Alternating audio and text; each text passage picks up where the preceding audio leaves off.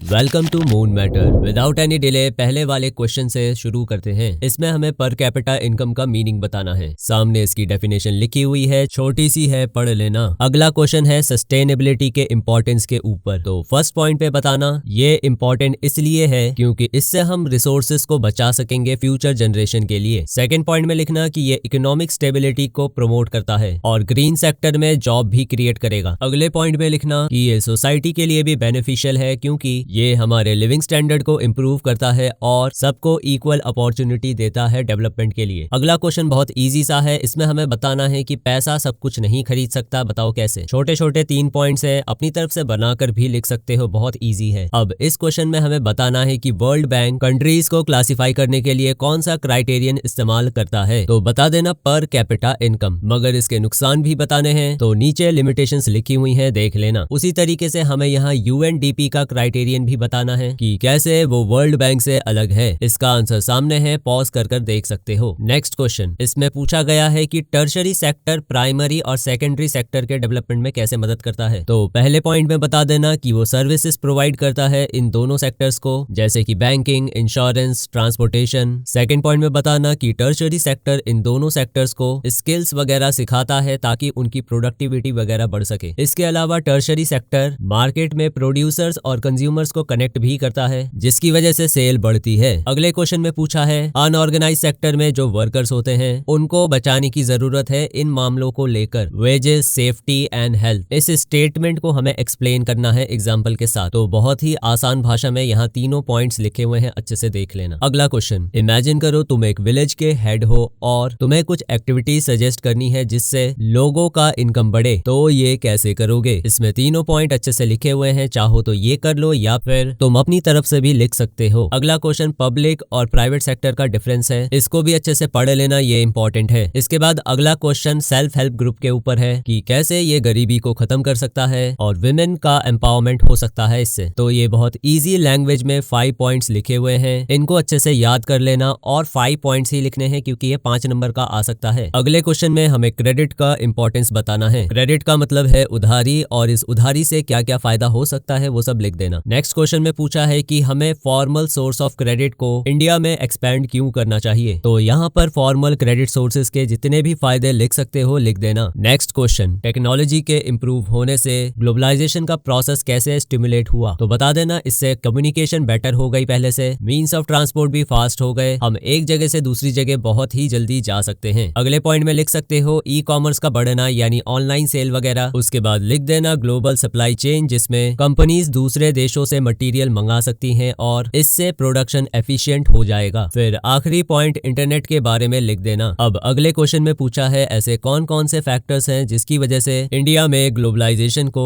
Help मिली। तो इसमें भी 5 पॉइंट लिख देना क्योंकि ये भी 5 नंबर का आ सकता है। नेक्स्ट क्वेश्चन, इस वाले क्वेश्चन में पूछा है कि ग्लोबलाइजेशन एक ऐसा प्रोसेस है जो 2 कंट्रीज के बीच में इंटरकनेक्शन बनाता है, एक्सप्लेन करना है। इसके भी 5 पॉइंट है, एक्सप्लेन कर देना। अगले क्वेश्चन में पूछा है कि इंटरनेशनल ट्रेड क्या होता है और ये कंट्री के इकोनॉमिक बैरोमीटर की तरह कैसे काम करता है। इंटरनेशनल ट्रेड में 2 या 2 से ज्यादा कंट्रीज के बीच में गुड्स और सर्विसेज का एक्सचेंज होता है और इसको कंट्री का इकोनॉमिक बैरोमीटर क्यों कहा जाता है, इसका आंसर यहाँ लिखा हुआ है, देख लेना। नेक्स्ट क्वेश्चन, आजादी के बाद सरकार ने ट्रेड बैरियर क्यों लगा दिया। तो इसमें फर्स्ट पॉइंट में लिखना हमारे जो डोमेस्टिक इंडस्ट्रीज हैं उनको बचाने के लिए ऐसा किया गया था, क्योंकि अगर ऐसा नहीं किया जाता तो उनको फॉरेन कंपटीशन फेस करना पड़ता। अगले पॉइंट में लिख सकते हो कि हम लोग दूसरों पे डिपेंड नहीं रहना चाहते थे, इसलिए ऐसा किया गया। इसके अलावा एक रीजन और है कि इंपोर्ट को कंट्रोल करने के लिए किया था। अब जब हमारे यहाँ डोमेस्टिक इंडस्ट्री ग्रो करेंगी तो ज्यादा से ज्यादा जॉब्स क्रिएट होंगी। उसके बाद हमारे नेशनल सिक्योरिटी की भी बात थी, तो उसको मजबूत करने के लिए भी ये कदम उठाया गया था। तो यही थे मोस्ट इंपॉर्टेंट क्वेश्चंस इकोनॉमिक्स के, इनको बहुत ही अच्छे से पढ़कर जाना और अच्छे से प्रिपेयर कर लेना। वीडियो को लाइक और फ्रेंड्स से शेयर करना मत भूलना। मिलता हूँ नेक्स्ट वीडियो में, तब तक के लिए लेवल अप योर लर्निंग।